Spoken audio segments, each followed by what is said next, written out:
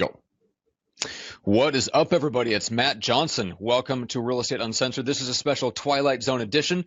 As you can see, I am in the command center. I'm sitting here in my co-pilot chair, and Greg is broadcasting from home where he was doing some work. Doing work. In all seriousness, you were making some follow-up phone calls, I understand, and we've got some cool stuff to go over today. We're doing live Q&A.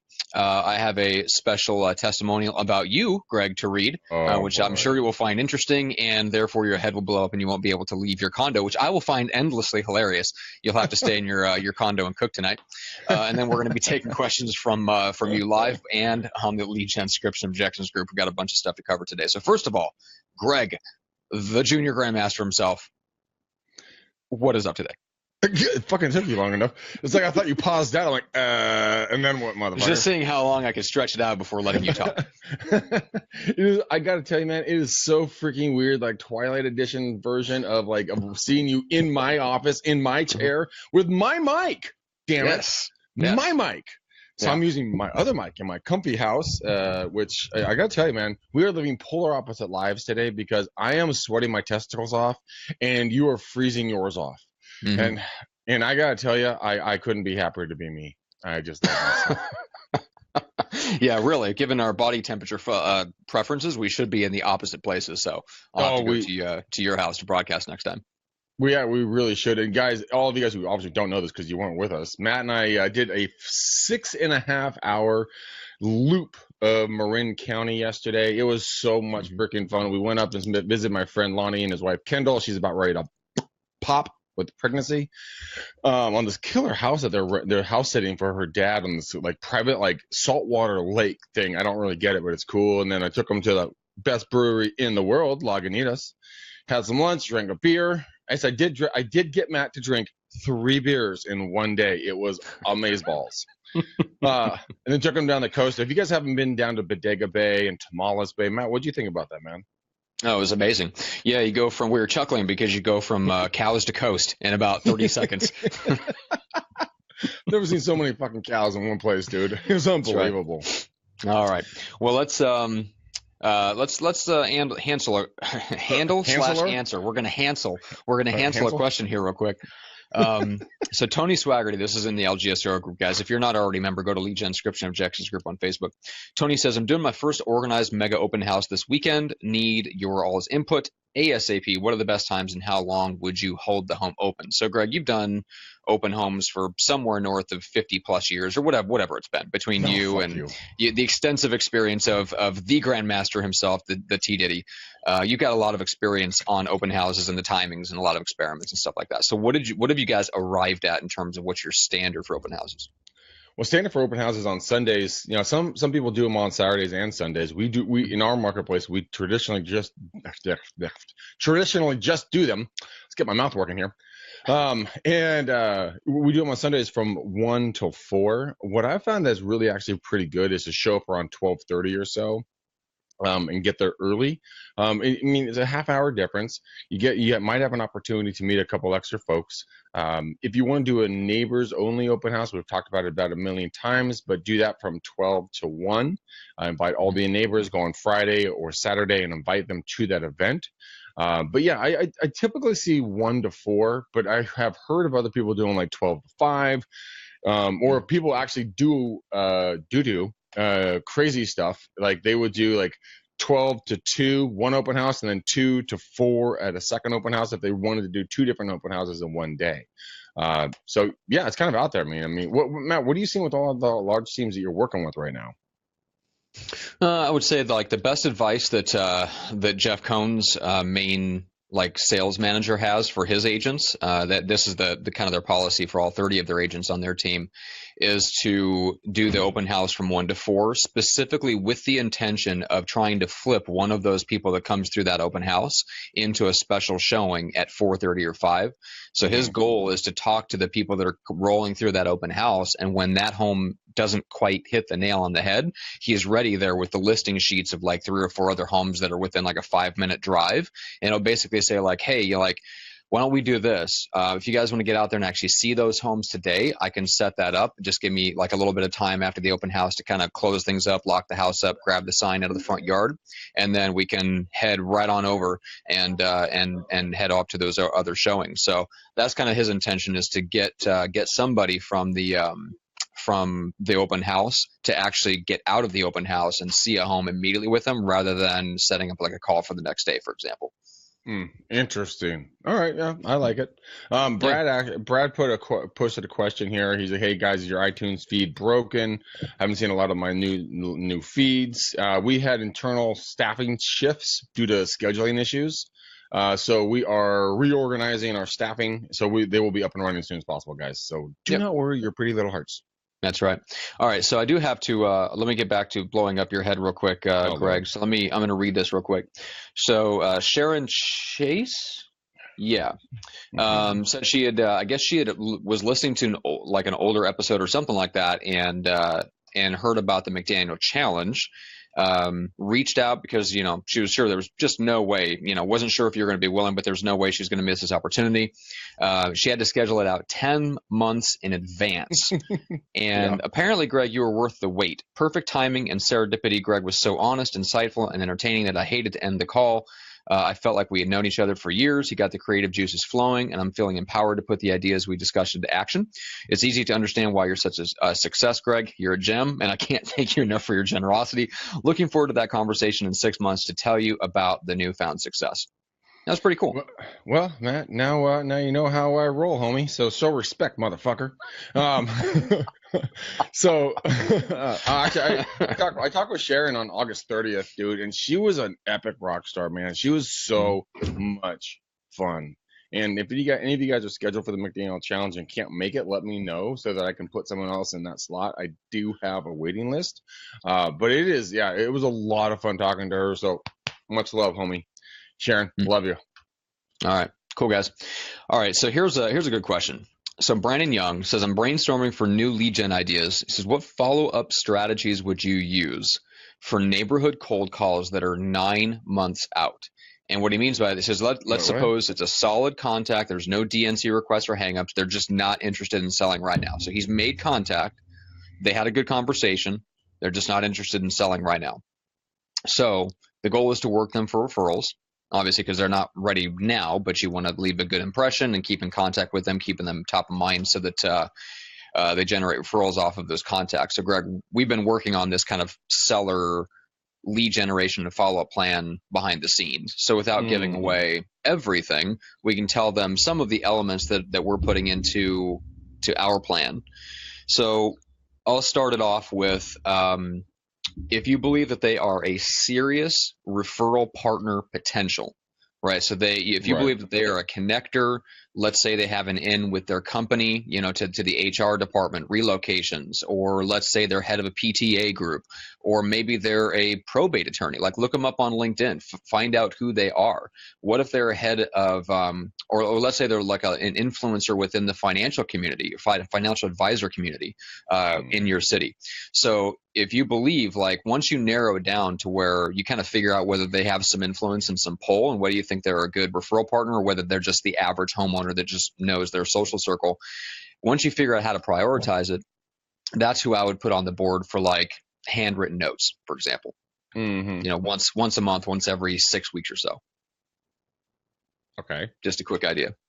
Okay, yeah, I'm like, okay, continue. I thought you were going. We could keep going, but I'm not going to keep going. I'm going to let you jump in here because I know you're chopping in the bit. You actually froze a little bit up on me, so I was waiting for you to jump in. But so that's just one idea for how to kind of narrow it down a little bit, sort out the people that are just your average people, just your run-of-the-mill homeowners, versus like your influencers and connectors that you want to pay more attention to.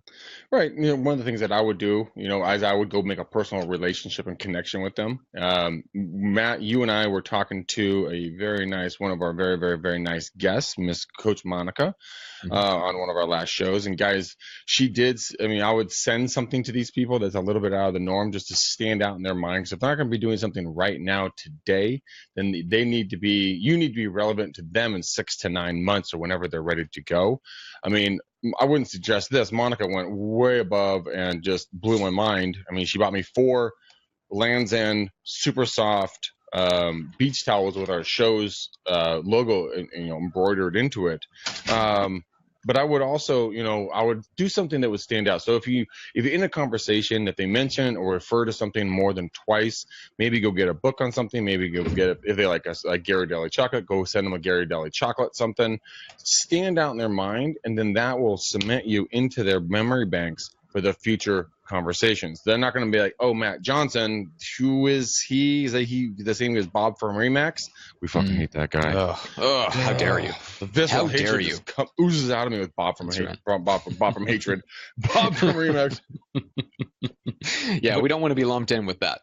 No, but everybody else is going to do the menial ability, not the menial, what the fuck am I talking about? The smallest amount of work they possibly can to get the biggest response. So if you want to get that listing, if you want to fill your pipeline, I mean, you guys have got to stand out from the herd. So what does that look like from you? Here's an example. Back in the day, my dad, the Grand Master, T. Diddy, as I call him, because he didn't know who P. Diddy was, so I called him T. Diddy. He's like, I don't get it. What we did with him, what he did is he took these little tiny clocks about this big, right? And he would, they're little silver clocks, and he would give them to the prospects on the first meeting, and he would say, when it's time to call Terry, and people loved them. They would stay in these people's houses forever and ever and ever, and it would stand out from the general little card or from the Starbucks card now or something like that. So think about what you guys could do to make yourself stand out from the herd, because everybody's going to do the same bullshit. Be different. I call it blue water hunting. Red water hunting is when there's a fish ball, or we call it a bait ball in the marine communities, and it's the fish get scared when the predators are around. Don't give me that fucking wonky ass look. when I didn't realize you were such a sailing aficionado, Greg. I am, motherfucker. I lived on Catalina Island for like a whole 4 months. But I did dive every single day, and I did get caught up in a bait ball one time. The most disorienting and scary things on earth, by the way. But anyways, I digress. But anyways, in bait balls, what happens is the fish get together. These are the real estate agents, and they swirl together to make themselves look bigger to the general public or to the enemy.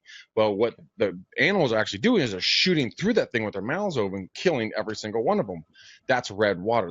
Everyone's doing the same thing together. So to stand out from that, swim out of that ball, go into the water alone, and do something different. Do something that makes you stand out, I guess is what I'm trying to say. Yeah, it's funny. I was so this morning I was working on Chris Lockhead and I did like a whole 2.5 hour video on personal category design. So basically taking the concepts from the book Play Bigger, and cool. I basically sat Chris down and said like, hey, what are the main points? Like, what are the steps to really apply the stuff that worked for you in big publicly traded tech companies and the venture capital world? Like, how do you apply that to the individual salesperson, entrepreneur, business owner, that kind of thing? And yeah, we're going through, and that is exactly the same concept. He says most companies and most people go into an existing market with a strategy of I'm better than them. Says that is the worst thing that you want to do. So it's because I mean, if you think about it, once you understand that the category king or the maybe in some industries the combination of category kings end up taking 70% of the market share and sometimes even higher, you realize that, hey, if I go into an existing market and my strategy is just to try to prove that I'm a little bit better than my competition, I'm going to end up fighting over the scraps. Right? Because people can't really, we talked about this on Friday's show. People can't really tell from the outside how good you are at what you do. It's one thing if you've built a better iPhone, right? At least there's a case to be made. Somebody's going to find out, at least to an extent, that you've built a better mousetrap, right? But if you're a professional service provider, your own colleagues would disagree on whether you're really better than the next person down the hall from you. And so you can bet your entire net worth that your customers, your clients, can't tell whether you're better. And so his idea with this whole like applying personal category design to the individual level is exactly that. It's blue water hunting, right? So it is determining what how you uniquely solve a problem that matters to other people, and focusing not on how you're slightly better than the agent that's in the office or the cubicle next door. It's about how you're different. Mm-hmm. And then figuring out how do you go about attracting the people that works for, that they like the thing that makes you different, right? And so he gave this great example. And so he said that, like, when he was in that world as a chief marketing officer, like, the conversations would go something like this. He'd like be, Mr. CEO, if you want a chief marketing officer that can keep the trains running on time, keep your pipeline filled, looks good for the customers, looks good in front of analysts, like, hey, go hire that guy. He's like, I know how to do all that, but here's what makes me different. And then he would just say, like, hey, here's exactly what I do that's different from everybody else out there. And it's super powerful. It positions yourself differently. And you can do the same thing with the way that you reach out to people in that farm area. You can do it with the way that you lead generate. You can do it with the way that you thank people for referrals. There's all kinds of ways that you can focus on being different and not better. Yeah, I'm reading Sales EQ right now. Yeah. And that book is unbelievable. I mean, it is very, very good, but there's a lot of words in it. Basically, from so far, what I've gotten out of that is there's a lot of words in it. There's a lot of words. A lot of words. Okay, I would hope so. Yeah, it's called the book. Okay. But what it comes down to is having empathy and being likable. Okay. So having empathy for your person that you're going towards, but also not trying to be the shiniest tool in the shed. Be authentic to you. And what people, they want to do business with people who look and sound and feel like them at their core. So like what you were saying is, when it comes down to, brass tacks, you don't need to be the shiniest, the best, the most well-rehearsed. But if you sit there and you're like that other person, they're going to have a bond with you. In the book, there was a story that he starts off with it. His company and two other companies were vying for this big account of some company, right? Some service. And the other two companies were flying around in private jets, wining and dining them, taking them really luxurious sporting events. And they had better looking operation centers, better looking facilities, the whole nine, right? And Jeb was saying that his was a pretty normal looking operations facilities. And when they had lunch together, it wasn't champagne and caviar. They brought in a big old barbecue on wheels, and not the farm workers, but the facility workers and the executives and the clients all sat down with paper plates and had barbecue. And they went with them because they were more authentic. They showed their true culture, not trying to be something they're not. And that really hit me a lot, because everyone's asking me for, like, Greg, what's the best business plan? What's the greatest listing presentation? How do you do this? What's that? It's like, fuck Red, just go be you. I mean, if you wear overalls and you work in a rural area, wear overalls, but put a tie on. Look kind of weird. I mean, if you're in the surfing community, don't need to be like 3-piece suit. Throw on something that's comfortable with some nice flip-flops and go roll up and be real. I wear shorts and jeans all the time. I do not put slacks on. I don't even think I have slacks that fit me. I really don't. It's been that long since I've worn them. And I tell people, hey guys, I'm super casual. Like, I met my client Elmer the other day. He's hilarious. I had like my cargo shorts on and I had a polo shirt on, baseball hat. And he rolls up. I thought he was going to be like, kind of like, what the fuck, dude? He goes up, goes, dude, I thought you said you're going to be casual. Where are the flip-flops and the board shorts? I'm like, I love my clients. But the reason why is that because I tell them who I am, and then I'm who I am all the time. And I think a lot of the times we try to be someone we're not, because other people are looking around. There's an element to that, to Jeb's story, which is people like to do business with people that they feel like really get them. And sometimes that happens naturally, but there is also an element of cultivating that in yourself as a person, as a consultant, as a salesperson, as a business person. There's an element of being yourself and then finding clients that fit that. And then there's also an element of being really good at listening, relating, and connecting with your potential client. And in the story that you told, that example from Jeb Blunt is a great example of the fact that competing outfit Just because you have the freedom to wine and dine and blow them away with high-end stuff doesn't mean that you should, because that may not be what they want. Now, maybe his outfit didn't have the ability to, but the other one certainly did. The other one could have gone either way. They could have shown them in normal operations. They could have glitzed it up and glamored it up, and they chose to glamour it up because they thought that's what it would appeal to that particular prospect. Turns out they were wrong. So with the real mistake that his competitor made is that they didn't deeply understand and connect with that prospect. Exactly. And they didn't ask Jeb's questions. outfit, for some reason, that what they were naturally resonated with the other person. And I think there's a case to be made for, yes, you want to do as much as you can to find the people that naturally resonate, but you also want to pay close attention to who your prospect is and adjust to them. Right? Because they may want, like, if you get the impression, Greg, that somebody is, let's say you got called on to do a listing presentation for, let's say, Chris Lockhead 10 years ago. He's Silicon Valley, 3-piece suit, chief marketing officer of a publicly traded company. Do you walk into there with board shorts and flip-flops? Yeah, he's a surfer. That would resonate with him. You know that now. You wouldn't know that off the bat. I'm just saying, like, imagine yourself in a scenario where you dress like your clients. So you dress like your clients in the environment that you're in. So if you're in New York City, fuck no, you don't wear the board shorts. You wear what's appropriate for your environment. Hold on, dude. Coach Monica's here. What up? Hey, I gotta show him what I got. Oh God. He's taking them home, and he's off the podcast. Monica says, hey guys, love the conversation. If you're not showing up as yourself, then you are likely to end up doing business with people you don't want to be in business with. That is absolutely true. Check this out. Okay, Coach Monica gave me a gift, guys, and I want you to see this. That is our logo embroidered on a beautiful, wonderful, baby butt soft towel that is going to be used down at the pool. So knuckles to you, Monica. That is super amazingly awesome. And I'm working on getting Matt's gift out of purgatory. So, but I love mine. So thank you. And thank you, Monica, for whatever you sent me that I haven't seen what it is yet. All right, so let's take a question from Joyce Lee, because this leads right into the amazing product that sponsors this year podcast. So Joyce says, getting seller leads is such a headache. I hate door knocking and cold calling. Can someone suggest other ways to find exclusive seller leads?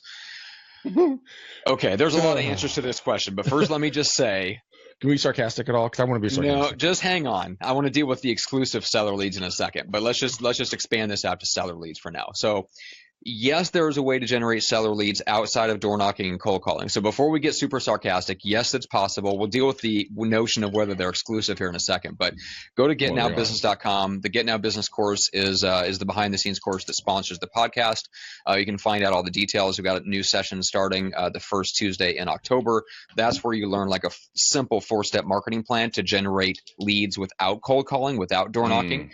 And so if you want the answer to this, now, it's not an easy fix. It's not a quick fix. Let's put it that way. It will help you to put commissions in your pocket in 90 days. But there is work involved, right? There's no way to cut out some form of talking to other human beings to generate seller leads. So let's talk about this notion of exclusive seller leads. So, Greg, is there a system that exists right now where you can get leads from sellers that have raised their hand and said, I want to sell, that nobody else knows about, that only you know about, without talking to another human being and without spending a lot of money on marketing? Does that exist? Matt, this is a trick question. I'm going to go with option B. No, there is not. No is my final answer. No, there's not. Yes. You are correct. I believe you've just won the damn Oh! I just won a Ford Taurus. What? From 1996 Ford Taurus. Oh, man. Yeah, so the notion of exclusive seller leads, that is an interesting thing, because here's what's happening, guys. In online lead generation today, it's very difficult to get anything close to an exclusive lead, right, Greg? So on the numbers of online leads are going like this. I mean, it's a hockey stick up. So we're getting way more registrations than there are actual deals going down in the marketplace. So what's happening is people are raising their hand and saying they're interested on multiple different sites, right? So the idea that you can go to a service and pay. I don't think they're looking for exclusive leads from a service. I think they're trying to, like, can they get can those leads become exclusive leads? Like exclusive seller leads? Because I mean, I don't think that they're saying like, hey, can I get like one service that'll just feed it to me? My family had a service that was like that. Went down, the plane went into the mountain. Boom, horrible fireball. Okay, the reason why is because the companies learned that they cut their own throats doing that because they can only sell to a very finite amount of people. So now they go in there and say they'll sell leads to everybody. Because we did exclusive territories, exclusive zip codes, exclusive counties for some people. They paid enough, but you're counting pennies while you're losing dollars. So the companies stopped doing that. So they're not going to do that. I mean, even the company and the stuff that my brother and my dad are working on with the predictive analytics and stuff like that, they're not doing exclusive. So no, I mean, there's no unicorn dust for that one. Sorry. Yeah, and outside of like companies just getting started to get their feet on the ground, I don't know if anyone in the online lead gen space that's doing exclusive anything. So I just wanted to point that out. So and because I think to me, it reveals that you're looking for the shortcut, right? You're looking for the fact that, well, I don't want to talk to anybody that's talking to anybody else. Too bad. That's not the world that we live in. It's like the dating scene, dude. It's like, oh, I want to talk to that chick, but she's not talking to anybody else because I'm that cool. Fuck yourself, bro. She's talking to like 10 other dudes, okay? You got to show up and be like the cool dude, okay? You're not that cool. Oh, man. But it's true, though. I mean, you know what this reminds me of, Matt? Remember about a little over a year ago, you and me, and we had just met with Aaron Wittenstein in person for the first time in Westchester, and you and I were walking to and hang out with Aaron at his office, and we were reading through some questions on the LGSO group, and that one lady goes, I just don't have time to nurture leads, and I just want everything just delivered to me super awesome. Yeah. And then when the guy writes back, I suggest a job with an apron, ma'am. Because that's the only industry where the customers come to you ready and waiting to buy. Yeah. Oh man, it comes down to hustle, man. Hustle and grind. How much do you want this? How much do you want this? Do you want it as bad as your next breath? Because if you do, you'll succeed because you'll fight, kill, and maim people to get to that next level of success. But if you just kind of think you should have it because you're entitled to have it because you live in America or whatever reason, you're not entitled to anything. You're not even entitled to your next breath. You've got to go out there and fight for it. I mean, your body literally takes an action for that breath to be sucked into your lungs. It's not just like shoved down there like, get down there, air. No, that's not how it happens. You actually have to. Matt's just chuckling away today. You know, your body has to take an action for a reaction. So if you want leads just to show up, two things I would suggest for you. One, get out of the business, go get something, get a 9-to-5, and you get a nice little paycheck every 2 weeks. That's safe, secure. You can. It's predictable. Number two, you stop looking for the easy. You stop wishing it was easier, and you start wishing you were better. And you hustle and grind and learn. Yeah, those are the two smarter. Yeah.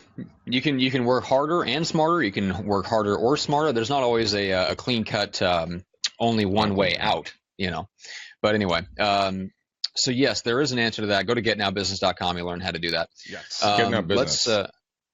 What did I say? Getnowbusiness.com. Yeah. Lily is like, I wish I was better. Babe, you're doing great. She also claims that the whole talking to 10 different dudes is not true because you're pretty cool, Greg. I guess you're the minority. You're the exception that proves the rule. I'm sure you are. Yeah. All right. You're going winning, buddy.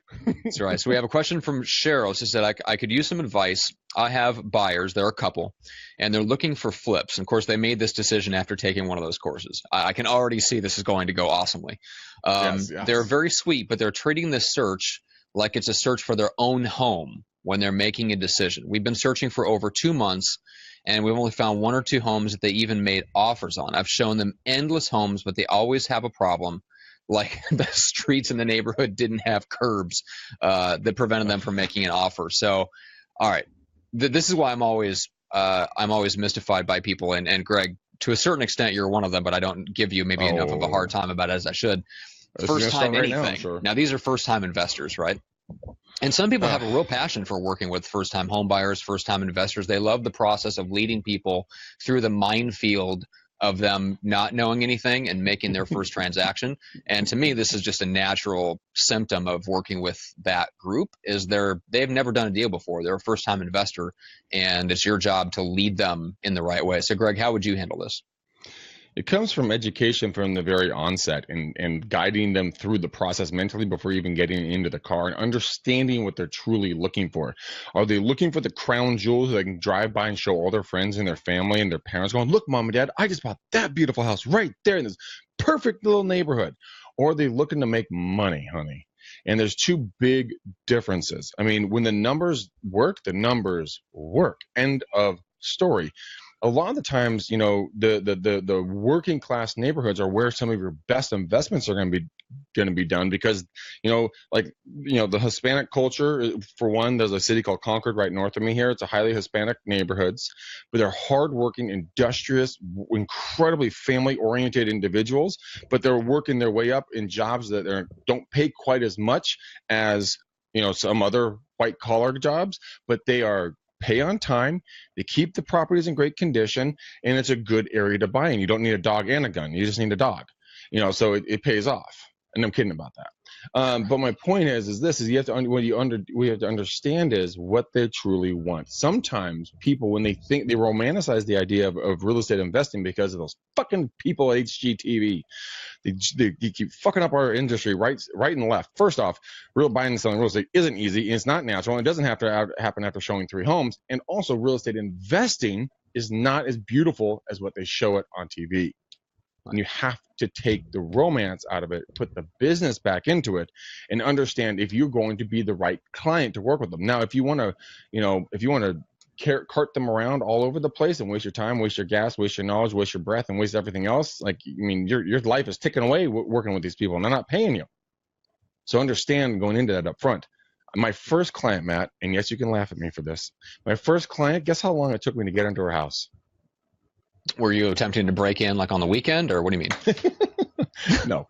Oh, yeah. Help her find her next house. Guess how long it took me? Oh, man.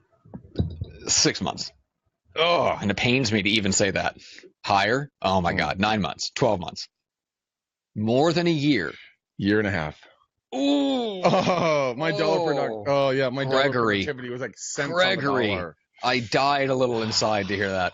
I know. But I mean, here's the reason why. Such a young, impressionable man. I was 20 years old. I couldn't even drink, but I was drinking. But my point is that I never asked the questions to her of like, what are your expectations? What's your timelines? What are you looking for? You know, I didn't value my own time. Right. Because I could have just said, you know what, go work with someone else. Because a year and a half, I could have worked with a lot of people. Yep. I chose not to. I chose to work with Darlene.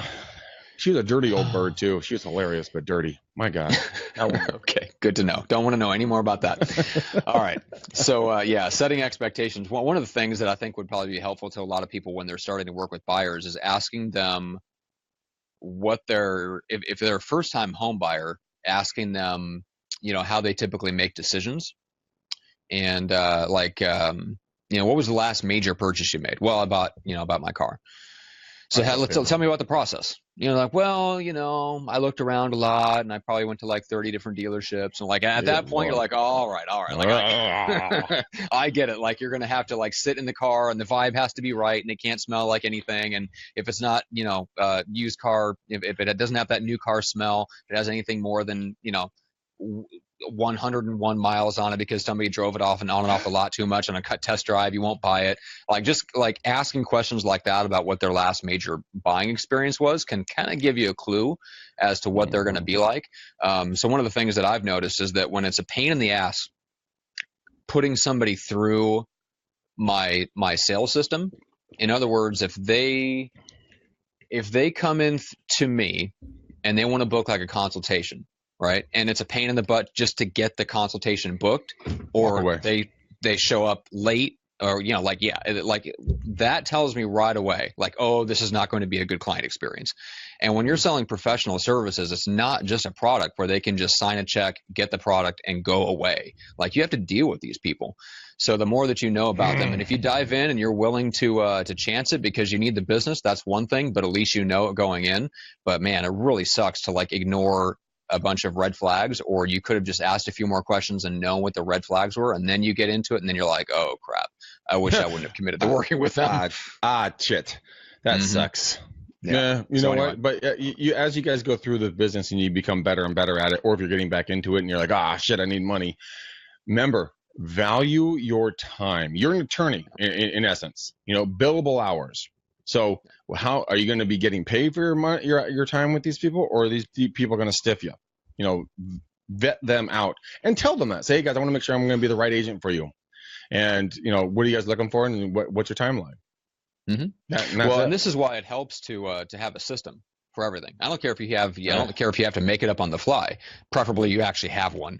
But let's say you don't, and you make this up on the fly in a presentation. It's like you say, look, I have a specific system that I feel like gets the best results for buyers, and here's the way that I do it.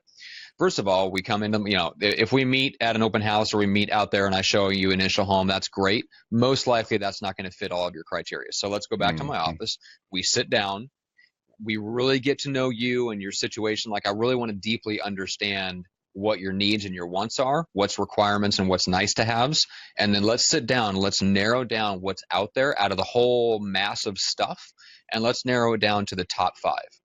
We're going to look at those top 5. We're going to make adjustments along the way, but we're going to see a maximum of probably 7 homes over the course of 2 weeks. And if we haven't found a home that you love and want to put an offer in, then at that point we need to take a step back because something is wrong. Like, I've misunderstood something about what you need and want in this new home. And at that point we have to reevaluate whether we're going to continue working together or whether I'm just way off base and we need to get our requirements straight. And that kind of sets whatever your number is. I don't care if it's 3, 5, 7, 10, whatever the case is, but just telling people that, hey, this is my system, this is my process, and explaining that to them will give them a sense of, hey, I have a way that I go about things, and you're not going to drag me around to 25 houses looking for the one that just feels right. Greg, I just want that one that feels right. It's a fucking investment property, No, especially for investment properties. You don't lay your heads down there. Regular buyers. But regular buyers, it's going to be more difficult. But with investment buyers, it's just straight up, it's numbers. That's all it is. And I believe that's what his question is. My biggest problem is that I have sweat going down my butt crack right now. It is so fucking hot here. Oh my God, Lord. It is so hot, dude. All right, let's talk about those high income homes. So Darian says, hey guys and gals, I am curious. For those who call listings at $1.5 million or more, do you use the same script as lower priced homes? What's your approach when you call luxury listings? So Greg, let's talk about those higher priced homes, because you do circle prospecting in $1 million and up neighborhoods. They're not they might not be luxury by your standards, but by according to the area, according to a lot of people around the country, they're definitely luxury. They're definitely more savvy homeowners. So it's the same crowd. So do you change your scripting at all, whether it's an $800,000 complex or $1.5 million and up? No, not at all. $300,000 or $400,000 condos to, $3, $4, $5 million homes. It just does not matter. People put on their pants one leg at a time. They want to be spoke to the same as, they don't want to be treated differently. Well, the normal ones don't, because they don't want to be sold to or pandered to. They need to make a business decision, in my experience, right? And so, the biggest listing I ever got from just doing cold calls was a $3 million listing. And so, I thought that's pretty cool. I show up to a listing appointment what was I wearing? I was in jeans. I was in shorts and a dress shirt with fans on. It's a $7.5 million listing, $7.5 million home. And the guy was there. I told him I was casual, same thing. So what I'm saying here about my dress has to do with my script. It all is casual. It's me. I don't change anything for anybody. People are people. And I give the same respect and I give the same quality of service to the 1-bedroom condo in Concord or the 20-bedroom mansion in, an exclusive country club. It's the same thing. They're just people, guys. Don't change. Don't treat someone lesser because maybe they're not financially as advanced as other people. They still deserve the respect that everyone else does, even if they have a smaller bank account. Right.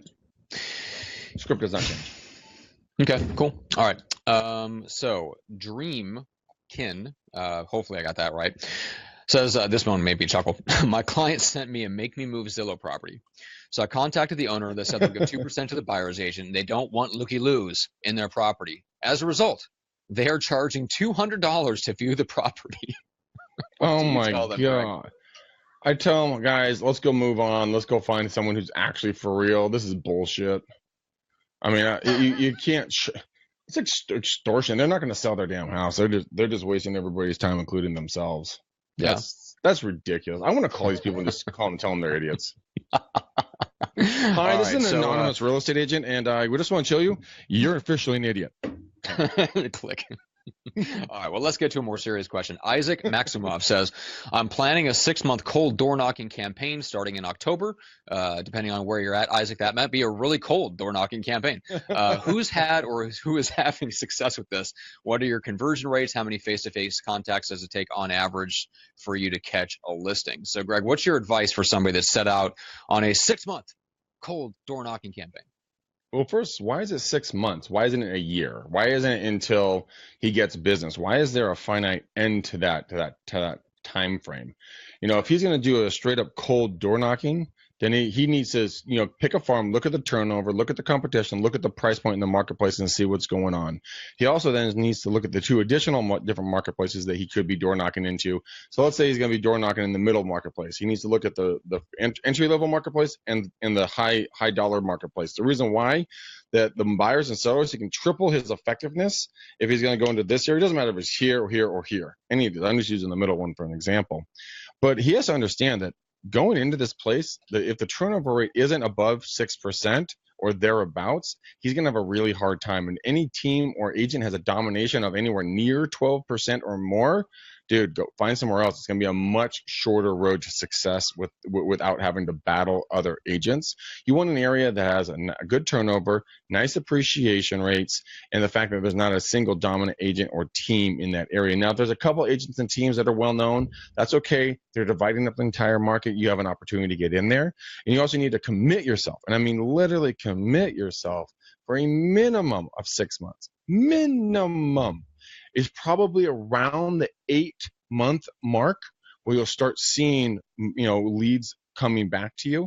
There's a couple of stories.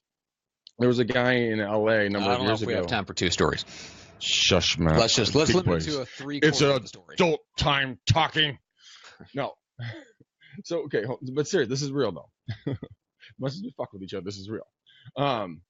So this guy, he set out, he had a younger family, and he was door knocking into the neighborhoods, and he was writing a newsletter monthly about his own personal life, like what he was doing. His wife was pregnant. They had their baby. They went on this trip, blah, blah, blah, blah, blah, blah, blah, blah, blah, along with what the market was doing. Well, what happened was he wasn't seeing anything. He was door knocking every single day, Matt. He was out there hustling and grinding, and he did this for, I think, 7, almost 8 months. And he picked a marketplace with hills too, so it wasn't like flat walking. It was up in hills, down hills, hiking in LA. It was 7.5, 8 months deep, and he was like, "Dude, what in the heck is going on? I mean, I've been busting my hump. I don't know what's happening. Am I wasting my time? Do people not like me?" He's having a woe me moment, right? Okay. Well, his phone rings. This is a true story. He actually told me this story. His phone rings. And it's a person in his in this farm area. He goes, "Hey, this is Steve at 123 Main Street. Hey, I've been getting your newsletters for the last several months, and I need to sell. Can you come over and list my house?" Okay. And dude, do you think he waited very long to get out to that house? Dude, he hung up the phone, jumped up, ran out to the house, listed the house. He didn't stop prospecting. His next listing appointment he went on. The people took and dumped out this vanilla envelope, which they've done to, T. Diddy and I when I've gone on listening appointments, all his newsletters that he's written. And the wife turns to him and goes, "Oh my God, that's right. You just went to a trip to Hawaii. How was it? We're thinking about going." People were getting to know him, but it takes time to get to know somebody. So if you do door knocking here and there, not consistently, if you say, okay, if I don't get business by a certain time, I'm out, you are going to do all the hard work that someone else is going to reap. Because if Matt says, "I'm going to do it for 6 months," no business in 6 months or very little, he says, "I can't do it, I'm gone." Well, Greg comes in, starts door knocking the neighborhood, think about selling? Yes, I am actually. You gave up 3 feet from or Aunt Sally, who's sitting in her office not making cold calls and just gets a call from her relative. Sal dog. Mm-hmm. God, that woman. Well, let's say Bob from Remax. Bob from Remax is sitting in his cubicle not doing work and just gets a call from his brother-in-law that you talk to. Yeah, that's exactly. As Lockhead likes to point out, 60,000 brand messages a day is the average of what we're exposed to. So what are the odds of you showing up once or twice on someone's doorstep over 6 months and maybe sending them the odd mailer, whatever, and them actually remembering you? Yeah. So I mean, it's consistency. It's between the 8th and the 12th. It takes, what is that, 7 to 8 repetitions of a brand. Well, that's lead follow-up. It takes over 8 repetition of a brand name in order for it to be recognizable, and for the somebody to like pair it up and put you into a mental bucket, right? Yeah. So if you're starting a new band, a new real estate company, whatever, somebody has to hear that, see that 8+ times for them to even recognize, oh, that's X. That goes in this bucket. They are realtor. Matt Johnson is agent. Greg is agent, right? And most of the time, people only have room for 2 to 3. I mean, this is the whole reason why we have category kings, is why this phenomenon exists, because our brains only have room for 1, 2, maybe 3 things, brand names or people, for each bucket that we have in our head, right? So when people think of realtor, they might already know Bob from Remax because he's, their dog walker's cousin.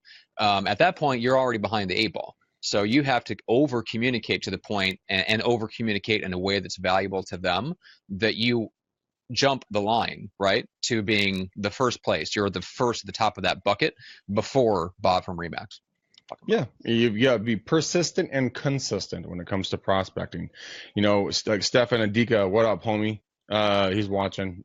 He says, yeah, it takes time. Guys, it does take time. It is just like getting, when you're fat and you don't want to be fat anymore, and you go to the gym, you don't feel like going to the gym, and you go to the gym and you feel really better. That's where the real work happens. That's where the real advances take place. Same thing in prospecting, same thing in real estate. When you don't want to go door knocking or pick up and do those calls or whatever else. I mean, Adika was doing calls the other day. He got inspired because I was doing calls, and he and I always mess with each other when it comes to doing the calls. But he got on the calls, and he picked up 2 leads. Solid leads, because he didn't want to do it, and we got on and he did it. So to this guy who says that he doesn't, he's given himself 6 months, my strong suggestion would say, look, either you commit that you want to be in this business or get out of the business. You will save many holes in your walls from putting your head through it, because you're not getting anywhere.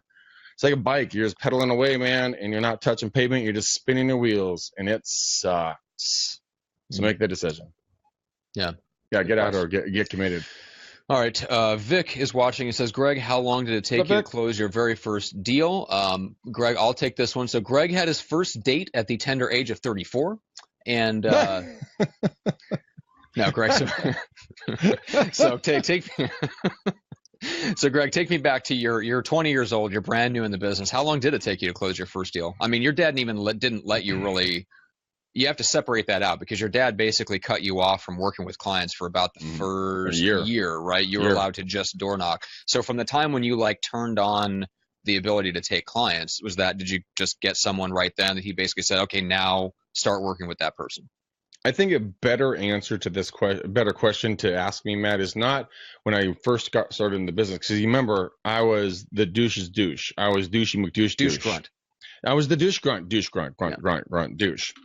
And so it's not then that you need to ask me that question. It's after I lost everything in 2007, when I lost everything to my name. I went down to $35, bankruptcy, foreclosure, humiliation, lost both the houses, lost both the cars, lost the girl, lost everything, right?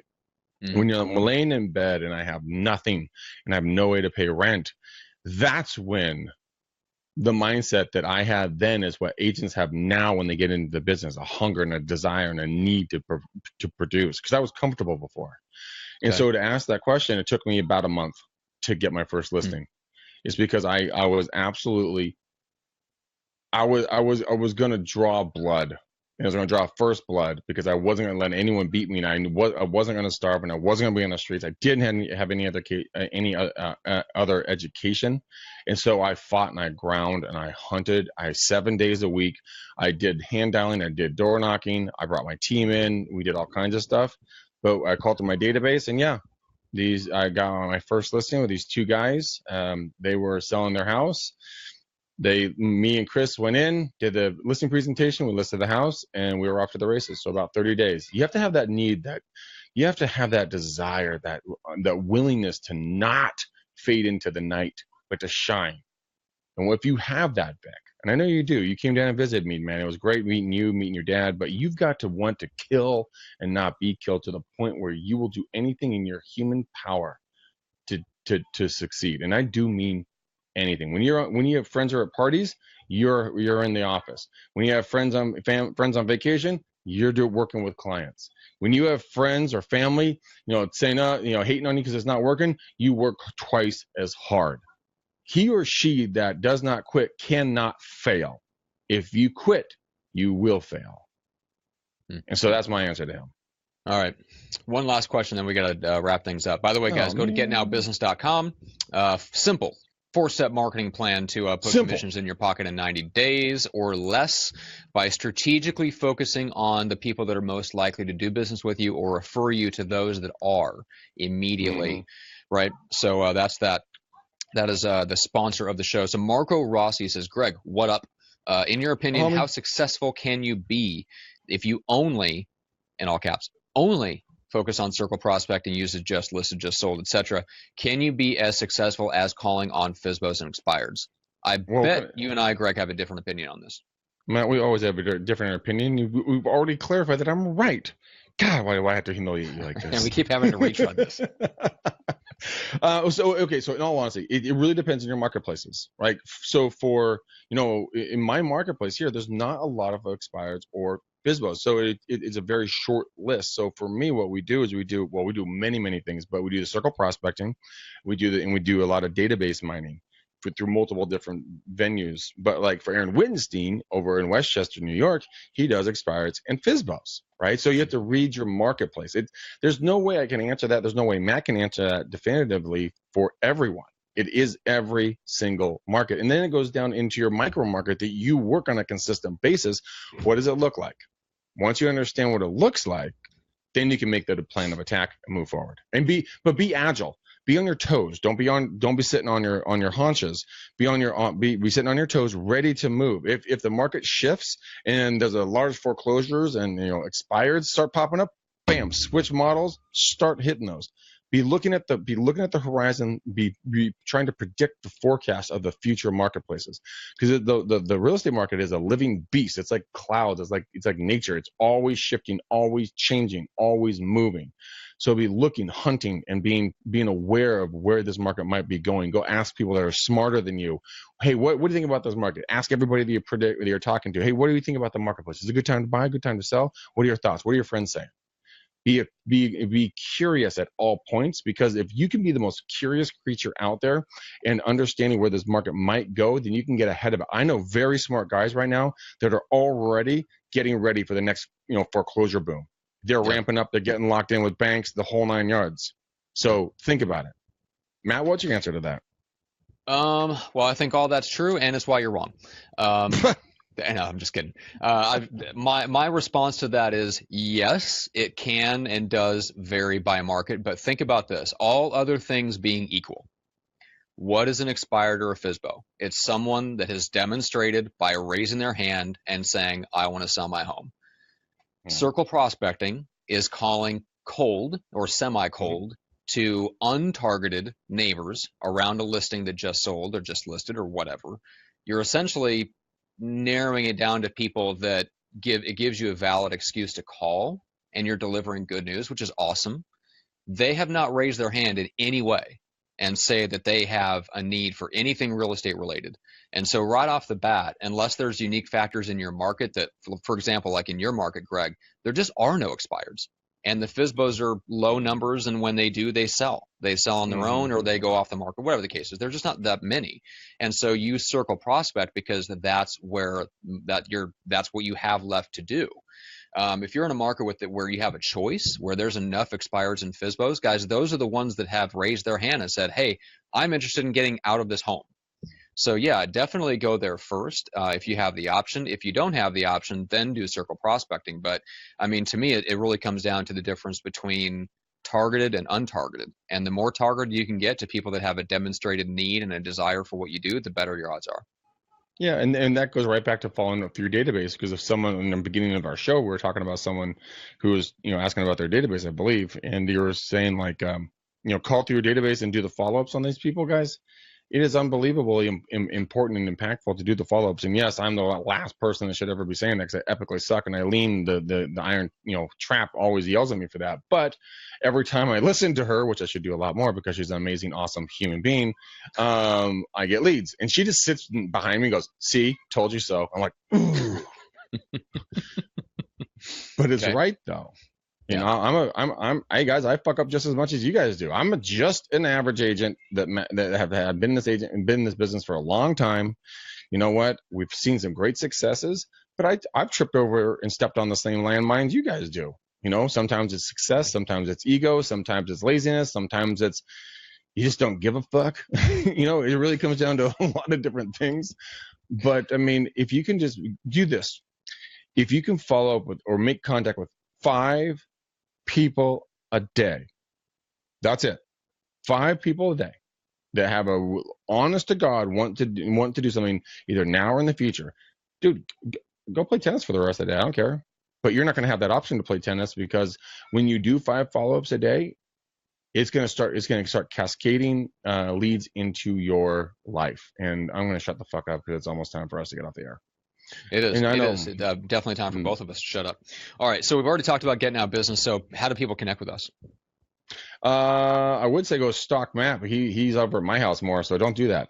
I was going to say, if you're going to tell people to pop out of the bushes, they're going to have to be more specific. It is Greg's complex where Greg lives. Yeah, specifically. Yeah. No, guys, follow us on Facebook, please, and subscribe and follow us, both me and Matt there. Unfortunately, I'm at 5,000 friends. Matt won't accept new friends. Well, why don't you accept new friends anymore? There's no reason for you not to accept friends anymore. I do. If we have actually had a conversation, if we are a genuine business acquaintance or connection where we've had a conversation on the phone, I absolutely do request or accept friend requests. I do request friends. That is the standard, though. Matt is out of purgatory. He will accept friends. Ladies and gentlemen, the sun is out. The clouds are gone. Anyways, guys, go to Get Now Business and subscribe to it with eager and excitement, because it's a lot of fun. Wow, man. It sounds like you went into non-native English speaking mode there for a second. Go subscribe to it with eager. I lost. I didn't know where I was going with that. Anyways, yeah, I see that. Matt, who's next on our show? Who's coming up next? No idea. I'm on your computer. I don't have the schedule pulled up. I'll do it for you. I'll do your job, Johnson. All right. Okay. Who do we have? We have a name Edwin Dearborn. Yes. Yeah, so Ed's a cool guy. Edwin specifically. So he's going to be on the show talking about real estate lead generation, the ugly truth, and no one gives a shit about your brand, which is going to be awesome. Edwin's got a great sense of humor. He had me rolling on our prep call for the show, so that's going to be a fun episode. Greg, you're going to love him. Oh, I can't wait for him. Yeah. All right, guys. Guys, share this. Spread this like a virus to everyone that you know, because we want everyone to get infected with the Real Estate Uncensored goodness. We love you guys. We're happy that you guys are here. Till next time, peace out, ninjas. We gone.